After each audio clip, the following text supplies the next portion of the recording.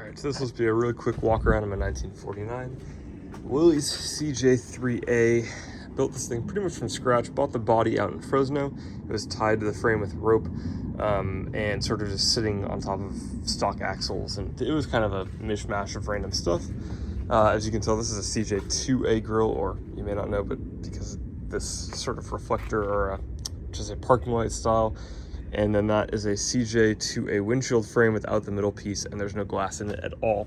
Other than that, it is a CJ-3A, and it is a 1949 based on the number that I found on the frame.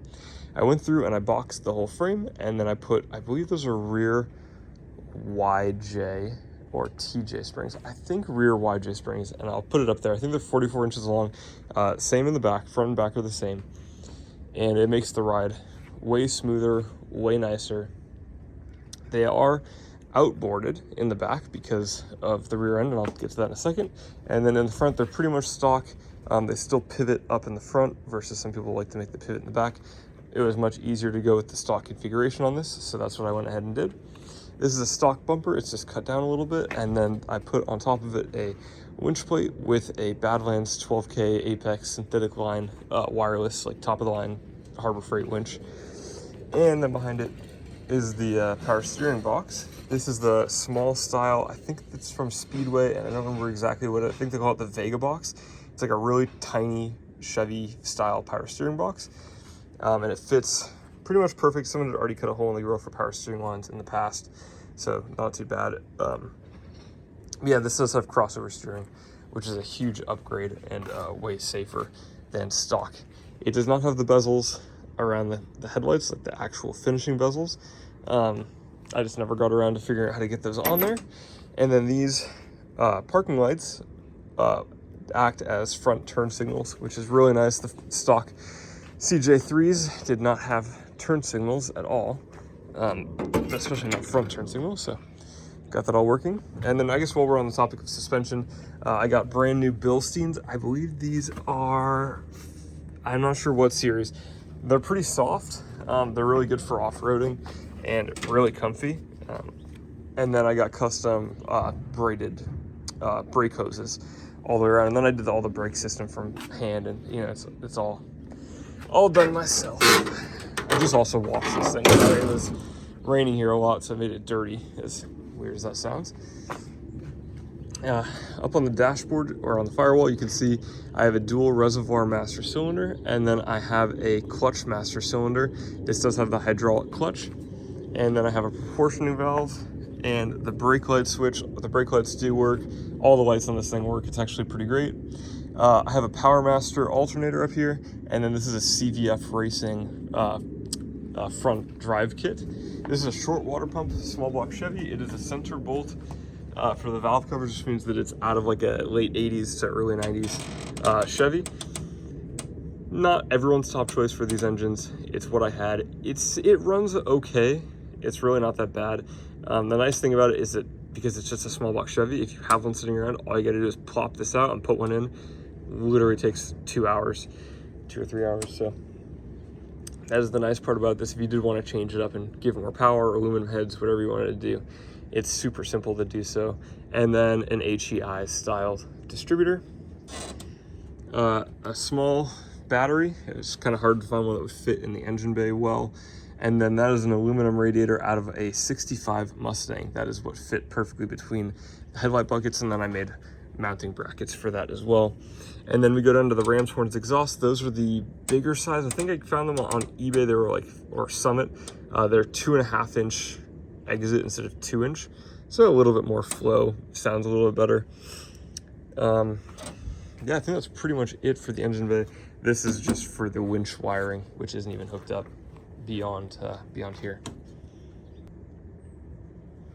All right, moving on from that, let me close the hood. The hood is not in great shape, as you can tell. It doesn't actually vent to anywhere. It has that scoop, which helps avoid hitting the air cleaner on a taller engine than stock. But it doesn't, it's not actually really open, maybe the tiniest bit right there. But other than that, it's not open. I went ahead and custom made a bracket for him. And then center console wise, I mounted a ammo can an original old ammo can, and I put 2 cup holders in it. And then in the front, if I can get it open, you have 2 waterproof USB ports, like for a boat. This is pretty nice. It's relatively watertight, and it's just extra storage in there for whatever, like registration, and just something that you can keep out of the weather while you're driving this thing around. Up top here, this is an aux beam auxiliary switch set. This is what I use to control the front and rear KC lights. Obviously there's 6 more slots of buttons, and then there's a whole system right behind here on the dash, which is also where the wiring is for the whole Jeep. And that would allow you to control multiple other things that you could wire up later. It's very simple to do, and it's stuck on the back of this with Velcro, so you can pop it off and actually service it pretty easily without having to crawl up underneath the dashboard. And then while we're at it, up there is a painless wiring kit. I went ahead and just redid all the wiring on this Jeep. Full painless universal kit.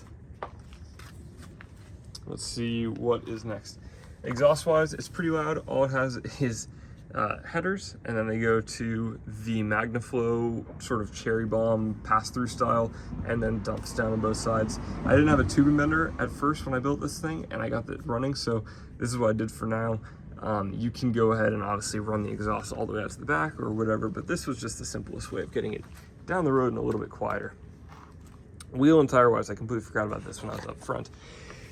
These are brand new. They're from 4 Wheel Parts. I got them, well, they were brand new when I bought them about a year ago. I've never off-roaded it, so they don't have any damage on them at all. And then they're wrapped in a Toyo RT Open Countries. These are 37-inch tires. That's a 17-inch wheel. I think these are 12, let's see if I can find a size. 37 by 1250 R17 LT. They're used. They're a bit worn. They're a little bit dry cracked. Dry rotted. They were probably about 50% tread. They're good enough. They all hold the air. The one on the driver's side over there loses it after, you know, a month and a half. It'll go flat, or 2 months, but it doesn't lose it very fast at all. Pretty good tires. You could go down to 35s if you want. I had those on there. I like the look with the 37s, but you'll notice I didn't shop the rear fender like most people do when they put these in. Most people will take this fender line or this wheel well opening, and they'll continue the line all the way to the back and chop it, and that will give clearance for the back tire. I didn't want to do that in case the next person wanted to go ahead and just put on a smaller tire and lower it. It's an original body, and I felt really bad about just chopping it like that. So I figured I was not going to be super hardcore off-roading it, rock crawling it. But if you wanted to, you could just go ahead and cut that for better articulation without hitting your tire into this right here. In the back, actually, sorry, let me go back to the front one last time. In the front, axle wise, this is a Dana 44. It is a passenger drop Dana 44. It is out of a military truck, like a 80s military K5 Blazer. And I actually had it custom shortened for this application.